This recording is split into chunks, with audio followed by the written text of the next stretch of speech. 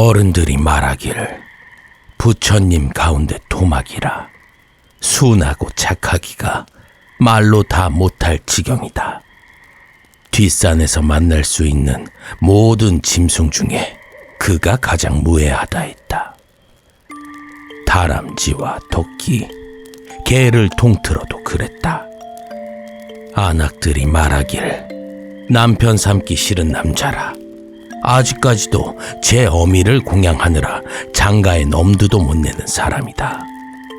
병구한 세월에는 효자 없다던데 마을을 끼고 돌던 강물이 시냇물이 되어도 그는 늘 벙싯벙싯 웃고만 살았다. 아이들이 말하길 천하의 바보 천치라. 돌을 던지고 장독을 깨도 도무지 화낼 줄을 모르기에 하는 말이다. 행여나 꼴먹이던 속꼬리에 불침을 놓아 도망보내면 해가 다 지도록 주변을 찾아 도로 데려오고는 놀아준 것이 고맙다며 애들에게 지짐이를 해먹였다. 모두 마을에서 한 사람을 가리키는 말이니 성은 한가에 이름은 억수라. 억수 어미가 태몽을 꾸던 날 금은 보화가 억수같이 쏟아지는 모양을 보았기에 그리 지었다 한다. 이름 짓는 것으로도 미루어 보이듯이 그리 대단할 것 없는 소작팔자에 모이는 돈은 10년을 하루같이 어미의 약값에 나가니 가난하기가 이루 말할 데가 없었다. 과연 꿈은 반대라더니 태몽이라고 다를 것 없나 보다고 노인들은 수군댔다. 그가 성정이 착하고 일하는 태도가 소 10마리에 견주어도 형편이 나아질 일이 없으니 누구도 딸을 소개하지 않았다. 비겁하다고 욕을 하더라도 어쩔 수 없다. 누구도 내 생때 같은 내 딸이 그런 고생을 하리라 바라지 않으니 낮이면 제 것이 아닌 논이며 밭에 일항을 내고 소를 먹이며 밤이면 대장간 일을 돕고 주막에서 짐을 나르니 억수 스스로도 성호는 염두에 없었다. 남의 집 귀한 딸을 데려다 어미의 식모로 삼느니 차라리 홀로 밤을 지새우는 것이 낫다 여겼던 것이다.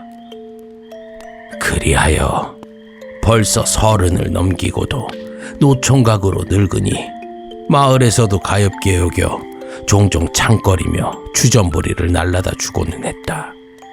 그때마다 억수는 제 덩치에 기별이나 가려나 싶은 소쿠리를 품에 들고 10대번은 넘도록 허리를 숙였다.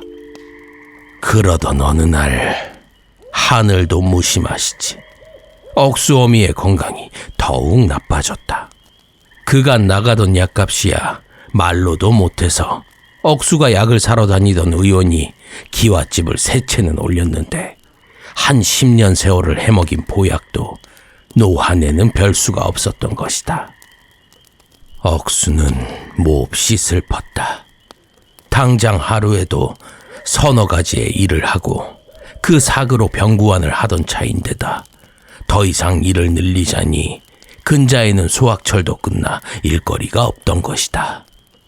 세경 주는 양반님네도 오가던 정이 있어 그에게 소일거리를 주고 있는 터라 돈 마련할 구석이 없었다. 헌데 어느 날 근심에 휩싸여서 일을 하고 있는 그에게 물동이 나르는 일을 맡겨주던 술도가 박씨가 말했다. 자네 돈 필요하면 저기 저 산 아래에서 월천꾼 일 한번 해보지 그래. 억수 자네 인품이나 힘이나 마을에서 모르는 사람 없으니 내 이장님께 말해서 자리세는 명쾌 해줌세. 과연 월천꾼은 억수의 사정에 잘 맞는 것이었다. 월천꾼이란 얼어붙은 개울이나 높은 언덕을 등에 태워 건네주는 사람이다. 이제 추수철이 다 지났으니 곧 겨울이 올 것인데 억수가 사는 산동네 아래에는 큰 개울이며 언덕이 있는 것이다. 근방에는 동네도 도로도 많으니 일이 끝난 야밤에 기다리고 있다가 개울가 언덕에서 체력이 모자라 넘지 못하는 사람을 등에 태워 건네주면 돈이 좀 될 것 같았다. 더구나 멀리 갈 필요도 없으니 노모의 병구환도 좀 낮고 힘이야 고을에서 제일이라 쳐도 좋은 억수였으니 뜻밖의 대단히 좋은 일거리를 문 셈이었다. 억수는 이를 소개해준 박씨에게 크게 감사했다. 쇠뿔도 단김에 뽑으라고 억수는 당장 그날 밤부터 산 아래로 내려갔다. 겨울이 일찍 오는 탓인지 벌써 개울이 얼어붙었는데 그다지 깊지는 않아 다리를 놓지는 못한 곳이었다. 높으신 나리들이나 귀한 집 아가씨들은 남들 앞에서 맨발을 보이지 못하니 이런 곳을 건너려면 억수 같은 월천꾼이 필수리라 싶었다. 억수가 혹시 마수거리 손님이라도 없을까 싶어 주변을 둘러보니 과연 산 아래와 개울이 맞닿은 곳에 고운 장옷을 입은 아가씨 한 명이 앉아 있었다. 무슨 곤란이 있는지 제법 거리가 있는데도 흑흑 우는 소리가 들려왔다. 저 아가씨, 제가 저 마을에 사는 한 억수라 하는 사람인데 개울 건너기 곤란한 상황이시면 제가 어보다 드리겠습니다. 잔돈푼이나 한 입 주시면 되겠는데요. 비싼 옷을 입고 있는 것을 보니 행여나 놀라게 했다가 경을 칠까 억수는 거리를 좀 두고 말을 건넸다. 크게 울고 있었던 듯 쪼그려 앉아있던 아가씨는 흠칫하고 몸을 떨었다. 억수는 재빨리 몇 가지 말을 더 뱉었다. 노모를 모시고 살고 있으며 결코 남들에게 해를 끼칠 생각이 없고 그저 약값이나 좀 보탤까 싶어 이런 일을 하게 되었다는 것 등등. 한참이나 뒤돌아선 제 이야기를 듣고만 있던 아가씨는 천천히 고개를 돌리며 장옷을 벗었다. 부디 놀라지 마셔요. 당부의 말에도 억수의 오른발이 뒤로 한 걸음 물러났다. 외간 남자 앞에서 어째서 장옷을 벗는가 싶어 부끄러워했던 것도 잠시. 아가씨의 맨 얼굴이 드러나자 더럭 겁이 났던 것이다. 어린아이 엄지만한 큰 뿔이 이마에 3개나 났고 불에 그슬려 놓은 것처럼 흉악하게 일그러진 얼굴이 달빛 아래에서도 간담을 떨어뜨렸다. 은은한 달빛 대신 햇볕이 비쳤으면 탐약한 노인들 여러 누필이라 싶을 만큼 소름 끼치는 얼굴이었다. 얼마나 울었는지 눈물에 번들거리는 뺨은 각져서 고름이 터지고 찡그린 얼굴은 새빨갛게 다른 것이 이야기로나 전해지는 도깨비 같았다. 아가씨가 진작에 당부를 전해놓지 않았다면 아무리 심성 좋은 억수라도 도망치고 말았으리라. 자신의 외모에 놀란 것을 안다는 듯 화급히 고개를 숙인 아가씨가 말했다. 흉한 꼴을 보여 미안합니다. 아닙니다. 제가 덩치는 이래도 담은 약해서 괜히 귀신이나 아닐까 지레 겁을 먹은 탓에 놀라게 해드려 죄송합니다. 억수는 다급하게 사과했다. 양갓집 규수의 얼굴을 보고 못 본 채는 못할 망정 꺼려하는 티를 냈으니 여인을 상대로 참 못할 짓을 했다는 자각이 있었다. 되려 사과하는 억수를 보고 아가씨는 잠시 말이 없었다. 그러더니 문득 입을 열었다. 선생님께서는 혹시 근심이 있지 않습니까? 예, 선생이라니 당치 않습니다. 저는 그저 소작하여 먹고 사는 촌부에 불과합니다. 헌데 저의 근심을 어찌하십니까? 크게 일어선 모습이 마치 장수나 다름없는데 그 옹성그린 품새가 너무 큰 것을 짊어진 듯하여 알게 되었습니다. 선생님께서 저를 치고 이 강을 건네주시면 제가 선생께 도움이 될 방도를 궁리해 보겠습니다. 선생이라는 말에 부끄러워 손사래를 치다가 억수는 아가씨가 무해한 사람임을 알고 다가가서 등을 내밀었다. 곧 보드라운 비단 옷이 목덜미에 얹히는 것이 느껴졌다.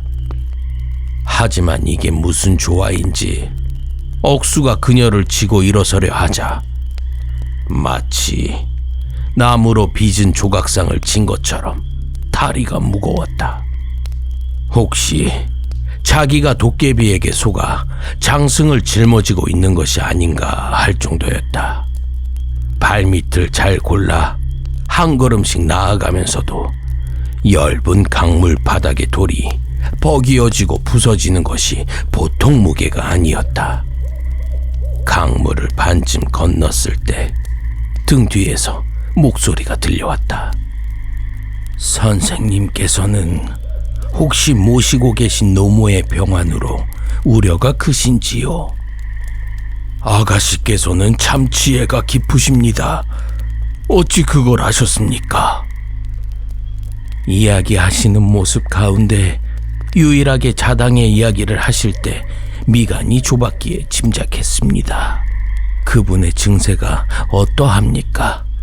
제게 풀과 약의 지식이 있어 당신을 도울지 모르겠습니다. 어머니께서는 기침이 잦고 한번 토해내기 시작하면 자질구레한 증상에 하나까지 모두 읊자 마침내 억수는 강 반대편에 발이 디뎌진 것을 알았다. 워낙 과중한 무게였던지라 방향만 잡고 고개를 숙여 무게를 감당했던 탓에 거리를 가늠할 겨를은 없었던 것이다. 마른 땅에 아가씨가 발을 디뎌내리자 숨통이 확 트일 지경이었다. 아가씨는 다시금 장옷으로 얼굴을 가리더니 천천히 걸음을 옮겨 갈대 사이를 파헤쳤다. 억수가 그 하는 양을 보고 있으니 곧 아가씨가 오른손으로 그에게 다가오라 손짓했다. 그녀가 가리키고 있는 것은 얼핏 갈대의 어린 모습인가 싶게 자그마한 풀이었다. 말씀해 주신 이야기를 들어보니 살아오신 가운데 폐에 불기운이 들어 고통이 있으시겠습니다. 이것은 갈대처럼 보이나 버드머리라는 것으로 물가에 살되 뿌리가 젖으면 죽는 희귀한 풀입니다. 평생 물기운만 먹고 사는 약초라 타려 마시면 몸의 불기운을 내려줄 것입니다. 과연 억수가 손으로 조심스럽게 파내자 이토록 젖은 물가에 뿌리만은 바스라질 정도로 건조하였다. 억수는 크게 감사하여 고개를 숙였다. 품삯이나 벌자고 나온 곳에서 귀한 인연을 만나 이렇듯 친절을 받으니 몸둘 바를 모르겠습니다. 건네어 주신 값을 치르는 셈이니 그러실 것 없습니다. 다만 아가씨는 장옷 사이에서 한참 무언가를 고민하다가 말을 이었다. 제게 사정이 있어 앞으로 한번 아흘의 뒤에 아까와 같이 이 강을 건너야 합니다. 혹시 선생께서는 저를 도와주실 수 있으신지요? 억수는 얼른 고개를 끄덕였다. 자기 같은 무지렁이는 눈앞에 널어놔도 모를 차이를 가진 귀한 약재를 얻었으니 도저히 어떻게 갚을까 고민하던 차였다. 아가씨를 없는 일이 고되긴 했지만 그만한 값이라면 얼마든지 해줄 수 있었다. 아가씨는 크게 기뻐하며 고개를 숙이곤 사라졌다. 다음 날 억수가 품에 소중히 안고 온 약초를 밤을 새워 다려 마시게 하자 과연 어미의 병 안에 차도가 있었다. 거기에 그간 앓던 자잘한 잔병치레도 나으니 억수 어미는 억수가 모신 이래로 가장 건강한 상태가 되었다. 앓던 사람이 낫는다고 곧장 일을 할 리야 없지만 이부자리 아래로 늪처럼 빠지던 돈이 남으니 억수는 그것만으로도 부자가 된 듯 기뻤다. 지팡이를 갈아쥐인다, 부뚜막에 세부를 들인다 하며 얼마간 낭비가 있었으나 그의 가슴에는 기쁨만이 남았다.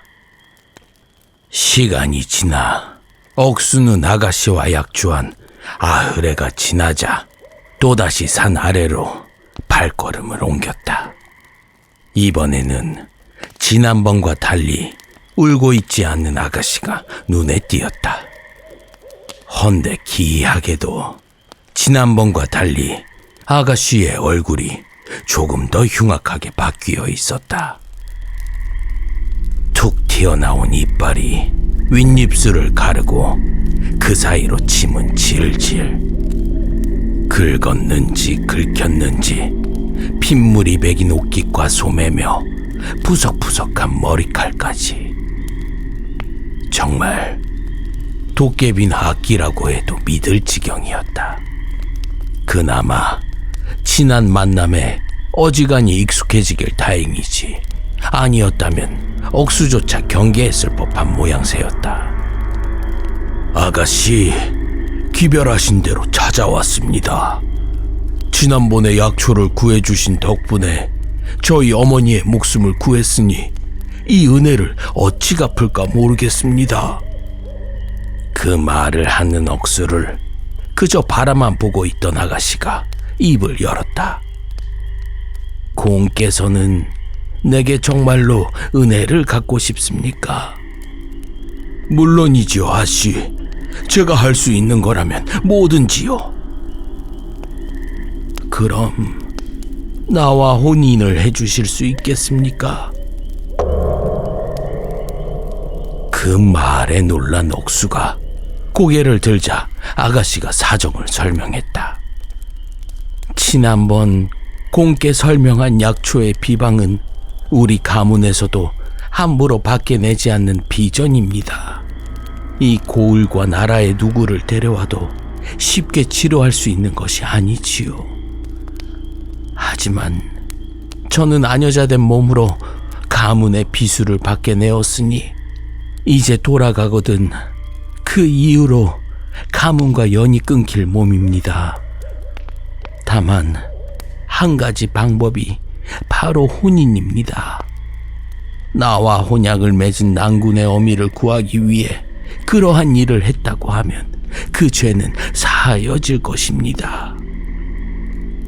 과연 억수 어미를 본래 돌보던 의원조차 사심없고 능력 있는 자였으나 함부로 그 병을 치유하지 못했는데 저런 이유가 있다면 납득할 수 있는 노릇이었다. 억수가 입을 열었다. 하지만 아씨께서는 그런 귀한 가문의 분인데 저와 함부로 혼약을 맺으시는 일이 누가 되지 않을런지요? 아가씨는 한동안 말없이 놀란 눈으로 그를 쳐다보다가 말했다. 곤란한 이유가 그것입니까? 나같이 괴물의 형상을 하고 있는 이와 혼약을 하는 일이 꺼려진다면 당치도 않습니다, 아씨. 당신의 외양이 세간의 미에 합당하지 않더라도 당신께서는 일면식도 없는 나와 내 어미를 위하여 가문의 비방을 내어주셨습니다. 혼약이란 젊은 날의 얼굴이 아니라 평생을 함께할 심성에 기대어 하는 것이 옳으니 내게 아가씨는 바람하지 않던 상대입니다. 이야기를 들은 아가씨는 두 번도 말하지 않고 고개를 끄덕였다. 좋습니다. 혼약이란 이토록 함부로 이루어져서는 아니 될 일이나 당장 혼례를 올리기엔 내 가진 것이 어줍잖은 지혜뿐이라 당분간 공의 집에서 먹고 지내며 가정의 일을 돌보다 때가 되면 성혼식을 올리고 부부의 예를 갖추겠습니다. 고개를 끄덕인 억수는 아가씨를 업고 이번엔 강을 건너는 대신 산을 올랐다. 아가씨의 무게는 지난번보다 더욱 중해져 숫제 바위나 다름이 없었으나 그 긴 산길을 오르는 동안 억수는 아가씨를 내려놓고나 쉬는 대신 묵묵히 걸음을 옮겼다. 어머니께 자초지종을 설명하자 억수 어미도 군말 없이 아가씨를 받아들여 식구로 삼았다. 아가씨는 집안일을 가르치면 가르치는 대로 허투루 넘기는 법 없이 받아들여 일을 곧잘 해내었다. 그토록 귀한 집 아가씨였음에도 식사며 빨래, 노모의 손발이 되는 일까지 무엇 하나 모자람이 없을 지경이었다. 하지만 둘을 먹이던 억수의 벌이도 셋을 먹이게 되자 금세 바닥을 드러냈다. 식구가 늘 때에 폐물도 예단도 해온 곳이 없으니 금세 가난이 찾아온 것이다. 그 이후부터 동네의 소문이란 그리 좋지 않은 것이었다. 얼굴도 못나 악귀나 다름없는데 혼례도 올리지 않고 집에 들어앉았다니 억수가 도깨비에게 속아 헛각시를 들인 게 아니냐는 말도 있을 정도였다. 더구나 폐물은커녕 지어 입은 옷 한 벌뿐인 예단을 욕하는 이도 수두룩했다. 하다못해 수저 한 벌도 들고 오지 않았으니 군 식구만 는 게 아니냐는 논조였다. 하지만 억수는 그런 사람들에게 매번 아가씨의 좋은 점을 설명하며 참으로 장가를 잘 들었다고 만족해했다.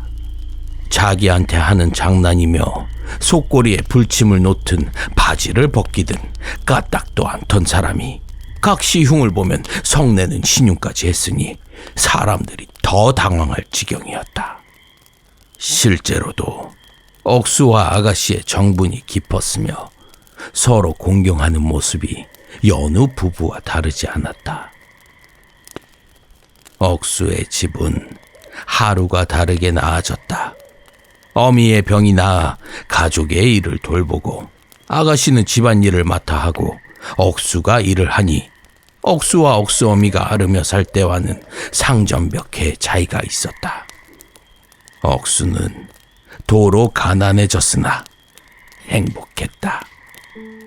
그러나 그 행복도 잠시 억수가 혼례를 든 지 1년이 채 지나지 않아 곧 원님의 사자가 찾아왔다. 억수가 각시를 드리고 노모의 병이 나았으니 그간 미뤄두었던 부역을 해야 한다는 것이었다. 생각지도 못한 일이었다. 마침 먼 고을에 성벽을 새로 짓는 일에 동원된다 하니 이대로 부역을 나가면 집을 떠나 여러 해는 돌아오지 못할 것이 분명했다. 사람들은 각시를 드려 좋다고만 하던 억수가 속이 상할 것을 염려했다. 하지만 억수는 또 생각이 달랐다. 전 같으면 부역을 나오라면 꼼짝없이 나의 어머니가 죽게 되었고 또한 반대로 어머니의 병안으로 부역을 면한 것도 좋지 않았습니다. 이젠 그 분의 병세가 낫고 각시를 들여 홀몸이 될 어머니를 걱정하지 않아도 되니 이보다 더 기쁜 일이 없습니다. 곧 억지 노역에 끌려나가 일을 하게 될 사람이 하는 말이 참 희한했다. 하지만 억수는 이번에도 진실로 그렇게 여겼다. 어머니가 아파서 자신의 부역이 면제되는 것보다 어머니가 아프지 않은 것이 나았고 어머니가 홀로 집에서 기다리시는 것보다 아가씨와 함께 말동무하며 지내는 것이 나았다. 억수에게는 하나도 이상할 것이 없는 생각이었다. 과연 억수는 당장 다음날 부역을 나가게 될 상황에도 나무를 찍어 땔감을 쌓고 부지런하게 부엌 도구와 지붕의 수리를 마쳤다. 우리 혼례한 지 얼마 되지 않아 일이 떠나니 어머니의 일을 그대에게 미루는 것 같아 참으로 미안합니다. 혼약을 먼저 입에 담은 몸으로 어찌 그리 생각하겠습니까? 어머님은 걱정 마시고 잘 다녀오셔요. 그리하여 억수는 괴물 같은 각시와 걱정하는 어미를 두고 떠나게 되었다. 과연 부역이란 중노동이라 하루 종일 성벽을 쌓고 또 그 돌을 나르는 일이란 여간 고된 것이 아니었다. 하물며 밥이라고 나오는 것은 쌀겨와 먼지가 사말이라 한 입 베어 물면 서걱서걱 소리가 나선 사흘 굶던 사람도 기껍게 먹는 자가 없었다. 짠지며 침채 서너 조각이 찬이랍시고 나왔으나 그저 소태에 절인 채소라 맛이라고는 팔다 남은 엿가락 반 토막만큼도 없다고 사람들이 공공연히 불만을 토할 지경이었다. 한 해를 목표로 짓던 성이었으나 일은 고되고 사람은 적으니 한 해가 두 해가 되고 두 해가 세 해가 되었다. 중간에 도망치는 자도 한둘이 아니었으며 인원이 보충되는 일도 드물었다. 자기가 짓담한 성벽에 지내게 하고 지푸라기 한 줌을 이부자리랍시고 주니 과연 그럴만도 했다. 성은 기어코 9년이 지나고 나서야 다 지어졌다. 억수는 마음이 급했다. 어미의 나이는 억수가 떠나올 때조차 적은 것이 아니었으며 병으로 체력이 줄어 보통의 동년배보다 나을 것이 없었다. 더구나 혼례한 각시는 고작 1년을 못 지내고 나왔으니 그 마음이 참 애달팠다. 억수가 부역을 마치고 집으로 돌아오자 언덕배기 근처에 소담하지만 정갈하던 집은 온데간데 없었다. 그럭저럭 폈던 생활은 흔적도 남지 않아 궁벽한 기색을 드러낸 벽이 곳곳에 구멍을 벌렸고 소뚜껑이 깨진 것은 물론이거니와 지붕은 빗물이 새는 듯했다. 이게 대체 무슨 일인가 싶어 집에 들리는 대신 억수는 마을을 먼저 찾았다. 오랜만이라며 환영해주는 와중에도 마을 사람들은 어쩐지 캥기는 구석이 있는 얼굴로 그의 눈을 피했다. 아무리 궁핍해도 내가 남겨놓은 돈이 조금은 있었을 것이고 각시도 천성이 부지런하여 먹고 살 길만 있었으면 절이 되지는 않았을 것입니다. 이게 어찌된 일입니까? 그것이 자네가 사라지고 나서는 그 집 세댁 얼굴이 더욱 흉엄해졌어. 우리도 노력은 했지만 도무지 마주보기조차 쉽지가 않아선 모양이 그러니 삭바느질은 물론이고 물동이 나르는 일조차 맡길 수가 있어야지. 억수가 집으로 돌아오자 허름한 집 가운데 그나마 나은 아랫목에 이불을 피고 노모를 누인 각시가 소리를 듣고 억수를 마중했다. 그녀의 생김은 더욱 심해져 이젠 괴물로 오인당해 죽는 것을 면하려면 얼굴에 천을 둘러야 할 지경이었다. 더욱이 몸에서는 악취가 풍기고 고름이 멍울져 비단 옷은 그저 넋마나 다름없었다. 과연 사람들이 피하고 두려워하는 것이 결코 무연한 일이 아니었다. 오죽하면 이제 손톱은 구부러지고 이 눈빛 뚫어져 생활을 하는 것도 쉽지 않아 보였다. 각시가 조심스럽게 입을 열었다. 미안합니다. 내 몰골이 이런 까닭에 마을에서도 일을 구하기가 쉽지 않아 어머님 봉양이 이리도 모자랐습니다. 나를 내치시거든 기꺼이 그리하십시오. 억수는 답하는 대신 각시를 끌어다 안았다. 각질 탓인지 단단한 감촉에 찔리는 듯한 느낌이 있었음에도 오히려 더욱 끌어당겼다. 놀란 각시가 뭐라 말하기도 전에 억수가 울음을 터뜨렸다. 나야말로 미안한 마음이 한량 없습니다. 귀한 집 아가씨를 데려다 이런 집에 모신 것도 모자라 이런 고생을 시켰으니 나라님께 벌을 받아도 할 말이 없겠습니다. 이제 걱정하지 마십시오. 내가 돌아왔으니 집안을 건사하고 일을 하면 됩니다. 너무나 고생 많았습니다. 나를 원망하지 않나요? 멀쩡한 각시와 혼례를 올렸다면 이런 일도 없었을 텐데 어머님을 더 잘 모시고 살 각시가 많았을 텐데. 각시가 죄스러운 얼굴로 억수를 올려다보며 말했다. 그런 것은 불필요한 상상입니다. 나는 세상의 일 가운데 내가 고르지 않는 일을 아쉬워하며 사는 일이 가장 어리석다고 생각합니다. 어쩌면 이랬다면, 혹시 저랬다면 하고 생각하는 것은 참 부질없습니다. 나의 삶은 지금 이대로도 충분한데 공연히 그런 생각을 하면 나의 삶보다 늘 더 나을 수밖에 없는 상상 속에 삶에 비교되어 비참해지니까요. 그러면 얻는 것도 없이 삶을 비관하게 되지요. 또한 나는 그대가 그대의 최선을 다한 것을 압니다. 그러니 이렇게 되는 와중에도 이렇게나 버텨내지 않았겠습니까? 그것으로 충분합니다. 진심으로 그렇게 말한 억수가 각시를 달래고자 입술을 맞췄을 때 갑자기 눈부신 빛과 함께 오색 구름이 사위를 감쌌다.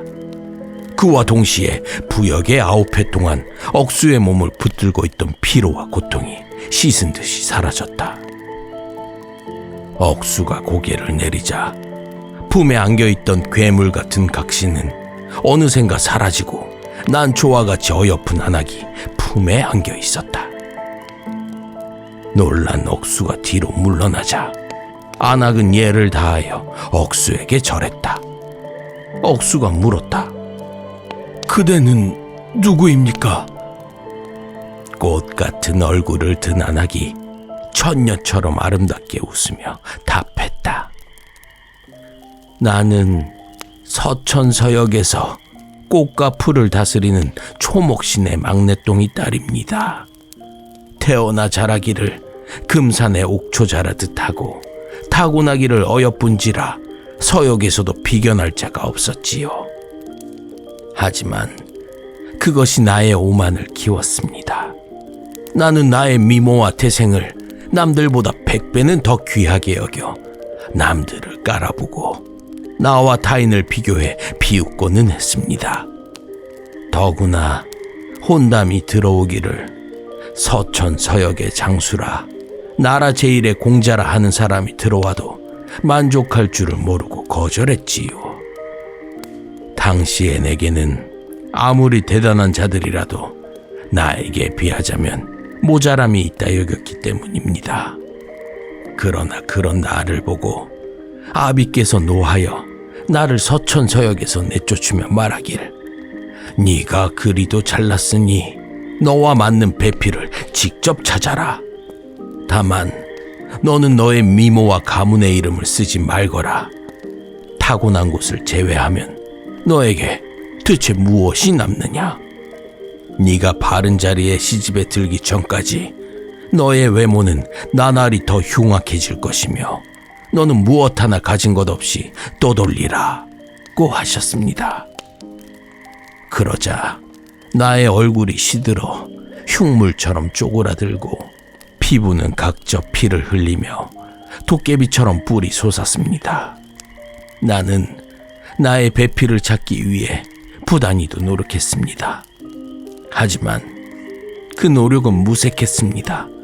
내 것인 줄 알고 낭비하던 가문의 보물이 없으니 나는 가난했고 알량한 지혜는 그마저도 추한 얼굴에 가리어 빛을 잃었습니다. 더구나 오만하여 콧대를 세우던 성정은 더 말할 것도 없었지요. 하여 나와 만나는 사람마다 비명을 지르고 도망가거나 대화를 나눠보고는 흥미를 잃기 일쑤였습니다. 하지만 그대는 달랐습니다. 나의 얼굴이 아니라 그 밑에 가려진 지혜에 감사해 주었고, 폐물 한 점 해오지 못한 가난을 비방하는 대신 자신이 메꾸었으며 그 모든 것을 아울러 내 과거를 단 한 번도 추궁하지 아니하였습니다. 사람이 사람과 모여 살 때에 잘난 것은 무수히 많을지 몰라도 못난 것은 대개 세 가지의 모습을 지닙니다. 첫째로 가난이요, 둘째로 추함이요, 셋째로 고약입니다. 가난은 가진 것이 못난 것으로 세상의 자유 가운데 돈으로 사고 팔 수 없는 것을 제외하고는 무엇도 누릴 수 없게 합니다. 이는 사람의 마음을 황폐하게 하고 억압하여 그 성질을 난폭하게 하니 타고나길 선한 사람도 그 성정을 어그러뜨려 되게 악하게 하고 맙니다. 추함은 그 형태가 못난 것으로 사람과 사람의 모든 관계에 나쁜 영향을 끼치는 것입니다. 사랑할 수 없게 하고 사랑받을 수 없게 하며 대저 그 얼굴의 추함으로 그의 보이지 않는 어느 미덕이나 함부로 폄훼하도록 만듭니다. 고약은 그 성미가 못난 것으로 천성 가운데 가장 드러내기 어려운 것입니다. 나쁜 상황에 몰려서야 예의와 공경하는 마음을 잊고 남을 헐뜯는 본성이 드러내지기에 함부로 가늠하기가 어려운 것입니다. 이 셋을 모두 지닌 나를 감내해 주었으니 이제야 당신이 참으로 나를 위해 안배된 배필임을 알겠습니다. 각시가 맑은 얼굴로 웃으며 억수를 끌어안았다. 그 후에 이 소식이 바람을 타고 각시의 아비에게 전해지니 귀한 갑옷과 당당한 풍채를 한 가신들이 온갖 귀한 보물들을 들고 억순회를 찾아왔다. 가신들은 그곳으로 모자란지 검고 흰 벽돌들을 날라 99칸 구중 궁궐 같은 대궐을 새로이 짓고는 보물과 쌀가마니로 곳간을 가득 채워주었다. 이후로도 억수와 각시는 아래로 아들 셋과 딸 하나를 낳고는 어미와 함께 행복하게 살았다. 전해진다.